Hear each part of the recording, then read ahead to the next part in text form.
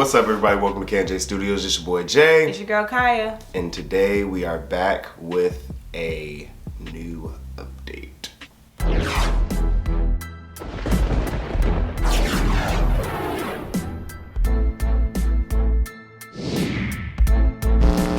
So, as you know, the Netflix adaptation recently wrapped up season 1, and that hasn't stopped. Wrapped up what in season 1? Wrapped up filming. Yeah, they finished They finished filming for season 1. They finished filming for season 1, and there's still been news coming out about the series as far as castings and things like that. So we're gonna get into that right now. We actually did a video in the past reviewing some of the castings that were announced at the time. Trash. Anyways, at the time, and then we're doing another updated one with the new ones because there's been so many since the last time that we've did this video. So this is gonna be Speaking of, tell them why. Anyway, so as we have here, Tell do we them. have what? Okay, yeah, it's been a minute since we made a video, everyone. My apologies. I take full responsibility for it. Anyways, moving on.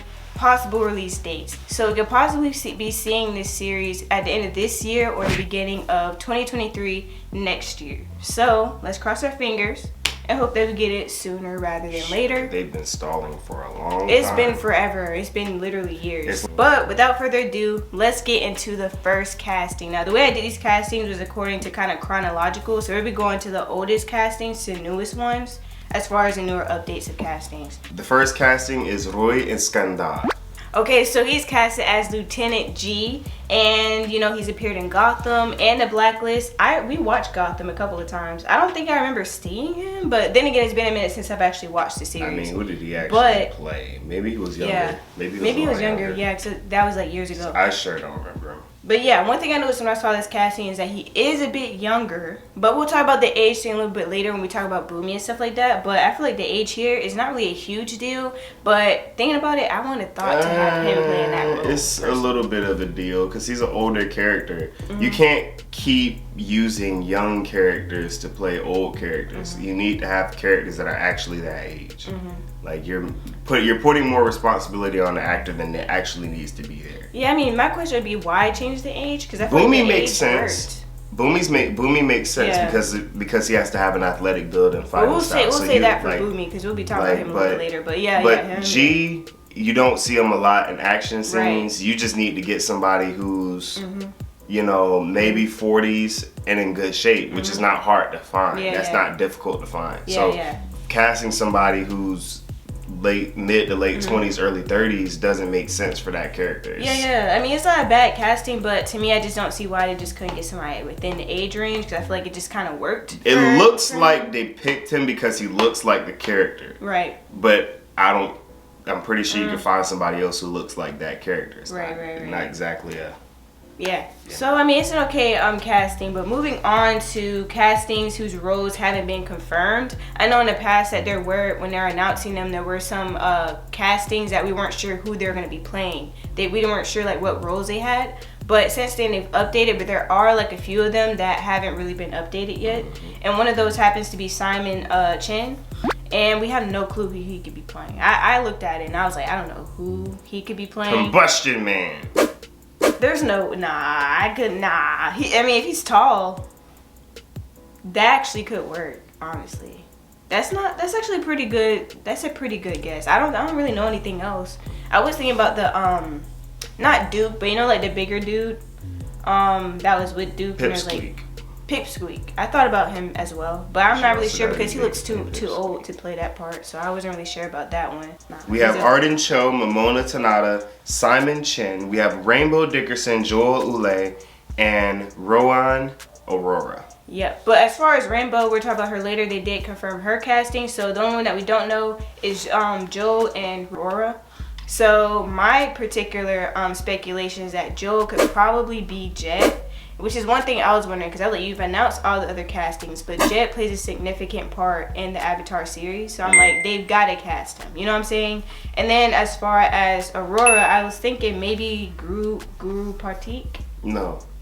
Because That's another situation where why are you casting a young character to play an old character? Mm-hmm. Not to mention, not only is he an old character, but he's an old and kind of frail character. Mm-hmm. Yeah, like he's built like a very old man. Mm-hmm. So like, that's another situation where I'm like, okay, why are you doing? I mean, but then again, it's not confirmed. That's my speculation. I mean, that's why I don't think that it would make sense. Yeah. Only because it's just it doesn't really fit. It doesn't. Yeah. It wouldn't make sense. As far as they're doing the age thing, like we already know that they've already made some people older and stuff like that. So like, and some people younger. So like, my thing is that it might be a situation where they could make him younger. But my thing is that I think for those characters, it's best that they kind of stay their age. Because I feel like in a way, their age plays a huge part in how you view the character.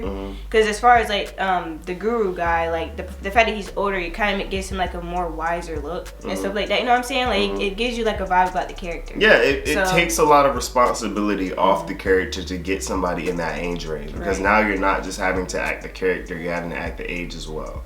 Next is C.S. Lee, who shall be playing Roku. Now this one, like right here, don't sleep on this one. Sure, he's bald, but all you gotta do is slap a hairpiece on top of him, let the hair grow out a little bit up here, and like, yeah, spitting image, I think is pretty good. Like the way he looks and stuff gives me Roku vibes. So I personally really like this casting right here. I think it'll work pretty well. I like it because he's a really good actor. Old Roku or young Roku? Good question. I'm thinking he's probably gonna be because like I think he's fit to play all gray Roku. But if we're talking about like jet black hair Roku or jet black hair with the small gray streak Roku, I'm not sure because he is kind of aged. Yeah. This is a situation where I would want to look at getting someone who's in the 35 to 40 range. Because now you have a little bit more wiggle room to kind of tinker with the younger Roku, really get into the middle-aged Roku, and now you can start using a little bit of makeup to get you the older Roku, right? It gives you a little bit more of that range. Because Roku, you're seeing him in multiple different stages of life. So are we seeing this as gray Roku, like almost dead Roku? Or is this...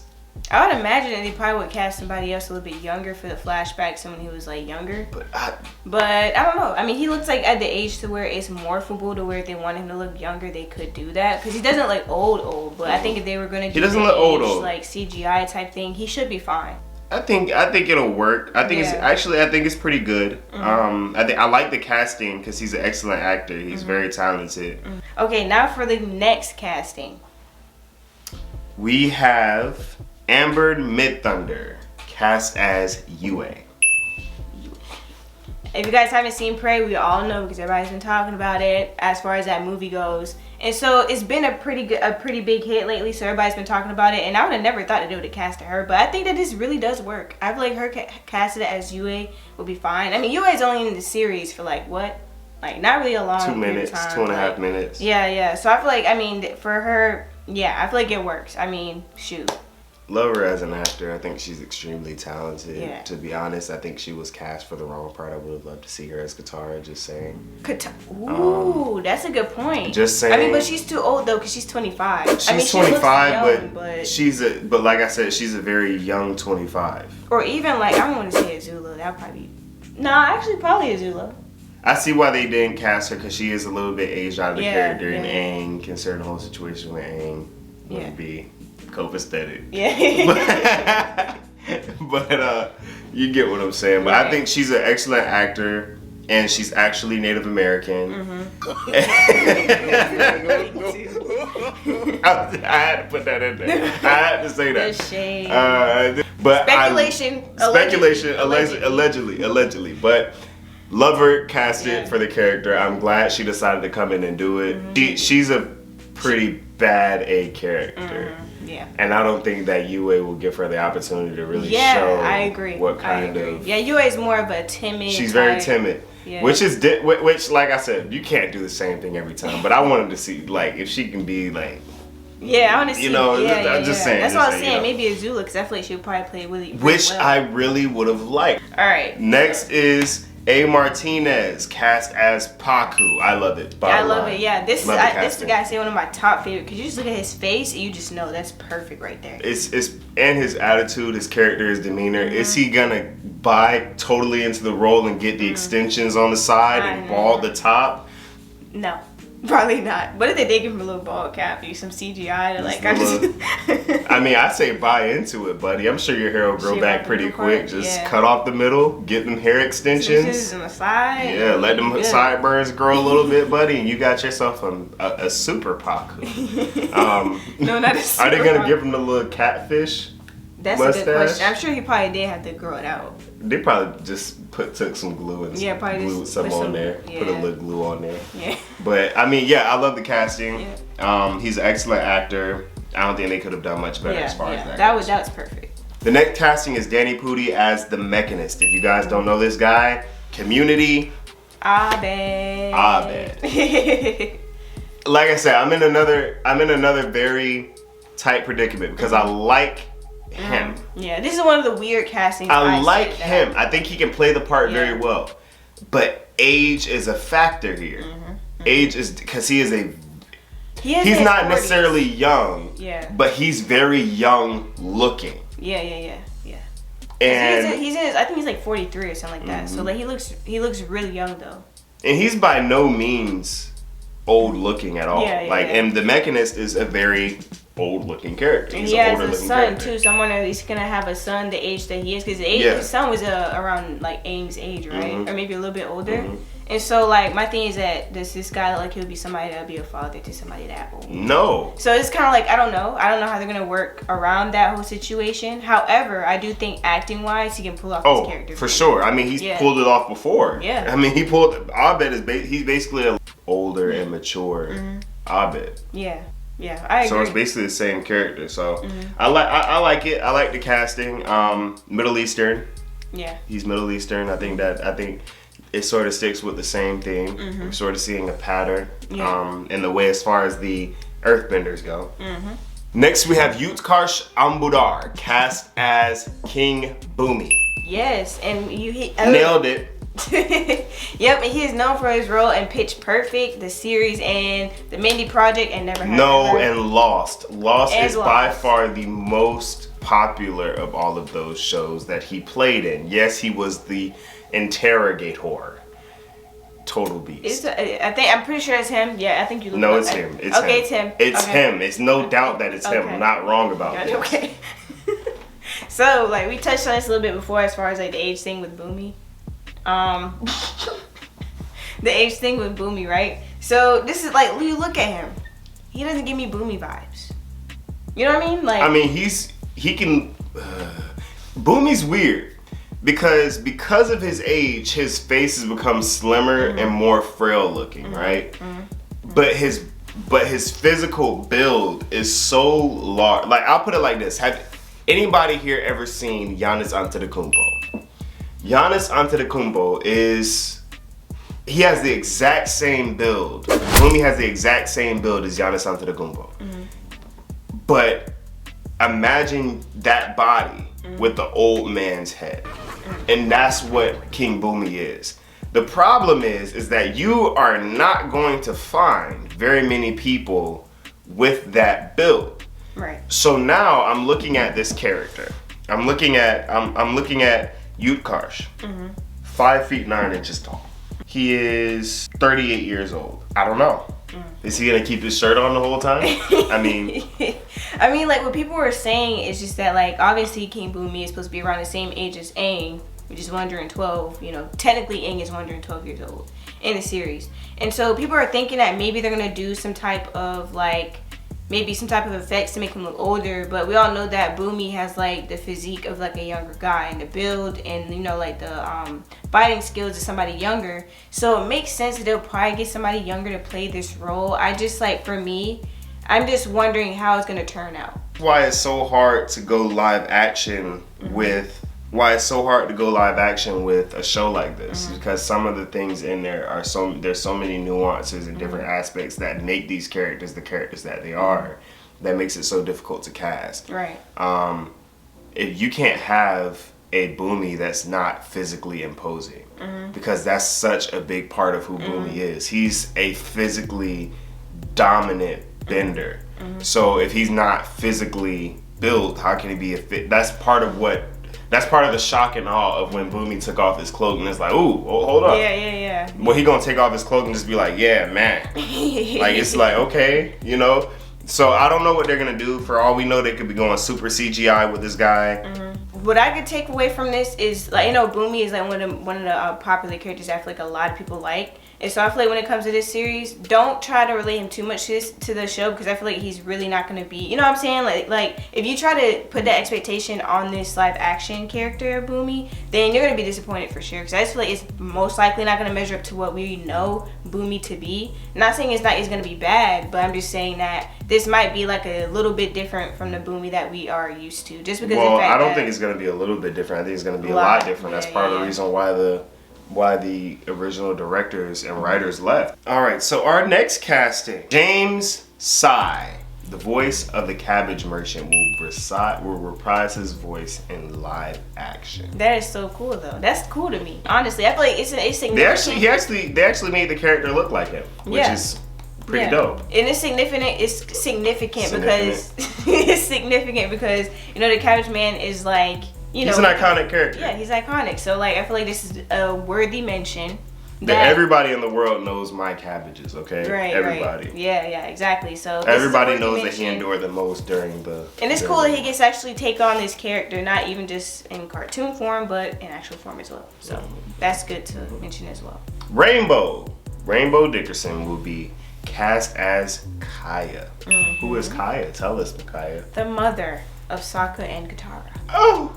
So sad. Oh. Tragic. But as for the casting, I think this is a perfect casting for her. I feel like I never really could visualize exactly what I would think she would look like in person. But I feel like this person right here, Rainbow, is a perfect kind of like, I think an image of what I would visualize her to be. You know what I'm saying? Like, she's like, I feel like visually, she seems like she would be good. Plus, and from what we know, she's gonna portray the character like in flashbacks. She's gonna be in episodes 2 of the 8-episode series, in season 1, of course. So she's gonna be episode 3 and 5. So she's gonna be in flashbacks. We can't expect to see a lot from her because even in the series, the cartoon series, she wasn't really in there a lot anyway. She was already flashbacks, and there wasn't really a lot of information we even knew about her anyways. So I wouldn't expect to get much depth about her character that much. If they do, that'd be kind of cool because I feel like they never really touched into really like. I mean, I really would like to have seen a little bit of more relationship between Katara and their mom, like not even just Sokka too, like just see that the kind of like connection they had with her, because they never really like went into like just even small moments, like little small moments of them being like in a family type setting or whatever, like just having fun, like laughs, ha ha ha. I mean, but that's not really possible because the mom was gone when they were babies. So how can they have a full I swear to God, if I see a scene where they're all together sitting at the table eating, and I'm like, I don't mean like that. I just mean like a mother-child type of thing. But just like to see that type of like affection, we never really got to see that. To see Katara how like to actually feel that pain. Mother. Feel that pain. Katara is the mother. Yeah, but I'm just saying like that's the only thing I would probably like to see from this character. It's just a little bit more mother-child type thing. It doesn't be a lot, but it's like a little snippet here and there. What baby Katara? Have they casted a baby Katara, Kaya? That's a good question, did they? Now we're getting off your stupid point. Joel Montgrand has been cast as Hakoda. Now this one, I was kind of conflicted. I didn't really feel like I really liked this casting too much, personally. That's just me. But I do feel like you cannot deny he looks like a lot like the guy who's playing Sokka. He's a catfish. What? He's a catfish. How? Because his headshot doesn't look like what he actually looks like. And you look at him in every other picture he's ever taken, in any movies he's ever been, he does not look like he does in his headshot. That's crazy. He's a catfish. No, but for real though, like I wouldn't personally, for me, I wouldn't picture somebody like this to play that to be casted as the dad. But I feel like it works. I mean, it looks like they could actually be like related as far as like with the girl who's playing Katara and then the guy who's playing Sokka. They could actually kind of, well, maybe not Katara, but the guy who's playing Sokka, he really does look a lot like they look alike. I mean, considering the fact that Sokka is Native American Cree, he is. Yep, fret not. As far as you know, he is Cree. So it looks like the entire. So it looks like the casting, I feel like it would be fine. Like they get along great. He looks like he could be okay. Like I said, he's not what I would have visualized, but I think it'll work out. So this is one of the most anticipated castings. Well, I think 2. There's a second one I want to mention, but the main one is Kuruk. So apparently he's supposed to be appearing in season 1. And we don't know how often he's supposed to be appearing or what exactly he's supposed to be doing. Based on some information, you know, it seems like they're probably going to be introducing him a little bit more. So we don't know how much they're putting him on, like in the series. Like Kyoshi Azula, May and Ty Lee, they weren't supposed to be introduced until later, but even they're appearing earlier than we would have thought they would be appearing. So we're hoping that we'll get a little bit more backstory on Kuruk, maybe some like, I guess more features of Kuruk in this series. So we don't really know what exactly to, you know, expect. But I have a couple of ideas. I have a couple of ideas for this part, depending on the age. Depending on the age of Kuruk that we're going with. Are we going, because Kuruk was not very old. I think he died at like, what, 33 years old? Yeah, he was really young, yeah. He was very young. Hear me out. Martin Sensmeyer. Actually, that's a weird, I'm going to put the picture up so you guys can see, but like with long hair and a beard? Yes. That's actually weird. Like I said, it depends on the age that they're going for. But I still believe that he can push. Nah, he can pull off 33. Like, I mean, I wouldn't be surprised if he's actually that age. He's also a real Native American, by the way. Just saying. He is Native American. Wow. Woo. Anyways, to get back on track here. Knock it off. You had no business showing me that anyways, whatever. And the second one I wanted to bring up, this is kind of my personal one, is definitely Toph. I think a lot of people are wondering who is, I feel like they're going to wait. I think that they cut Toph out of the story. They better not. They can't do that. They would definitely get canceled. Drop it. If they cut Toph out of the story, how would you feel? There cannot be an Avatar Last Airbender without Toph. She plays such a significant role that it's just kind of like, you can't just get rid of her. You know what I mean? That's not possible. Yeah, that's not happening. But I do wonder who they're going to cast for that part. Wow. Anyways, so there were 2 that I forgot to mention. I don't know how I forgot to put this in my notes. Good thing I remembered. But there's 2 other ones that we forgot to mention that we'll talk about right now. Okay, so we thought that Arden Cho wasn't casted, but it turns out she was casted as June. Yes. And we all know that who that is. She's got, I forgot what that thing is called. But anyways, that paralyzing dog that she has. It's not a dog. I don't know what it is. But yeah, I think this is really cool. I feel like they probably put some dark makeup on. She gives me like that K-drama vibe where you have like that one lady that just don't play. She always got like the dark makeup on. This picture I feel like is a good representation of what we can expect in the series. Definitely a good lookalike. So I feel like it's definitely a good lookalike here. And I look forward to see her in the series. I personally thought when she was in the cartoon one, well, I don't want to say cartoon one, but you know, Avatar the series. Will Uncle Iroh still have a crush? That's a good question too. But yeah. I think this is perfect. I think that's going to be really dope. I'm glad that they have already picked somebody for her part. Momona Tamada has been cast as Ty Lee. Yeah, so yeah, we got part? Ty Lee right here. Yeah, I think she'll do perfectly fine here. She looks like she can be like, you know, bubbly like Ty Lee is. I'm not really sure about her acting past. It says here that she's been in The Boys, which is a great show. Yep, The Boys. Which I think I remember seeing her in that. I think she's like a sister or something like that in that show. Not show, but movie. And then she was in The Babysitters Club, Netflix, Secret Headquarters, Paramount Plus. No, we're not gonna talk about that. We're just pretending it didn't happen. Anyway, so yeah, I think she's perfect for this role. I think we spoke about in the past in our last athleticism is another thing. Ty Lee, yes. She is you need a natural gymnast to play this part. Yeah, because Ty Lee, like, it's like, you can't ever, well, I guess you could probably use You don't want to CGI everything in the show. The point of it being live action is for it to be live action. I feel like Ty Lee is definitely one of the... And she's not a bender, so you can't use live... I would hate to use CGI on a person who's not even doing... Who's doing something that can physically be done. They might have to throw in some, I mean, she does have the background in it. They're probably going to do more than usual, but she does have a background in gymnastics and stuff like that. They're probably just tweak it here and there, add like a few cool effects. Yeah, it's going to be a lot of work, but I think this is good casting. I'm excited for it. I don't think they've cast it for May yet. I think we're still waiting to get a May casting. But I mean, it's cool that we got a Ty Lee one so far. I just think it's weird that you're cramming all of this into one season. I don't know. I'm not sure how they're gonna go about it. I know that the episodes are supposed to be like an hour long, so that should be a good amount of time because you get 8 episodes. Each episode is an hour.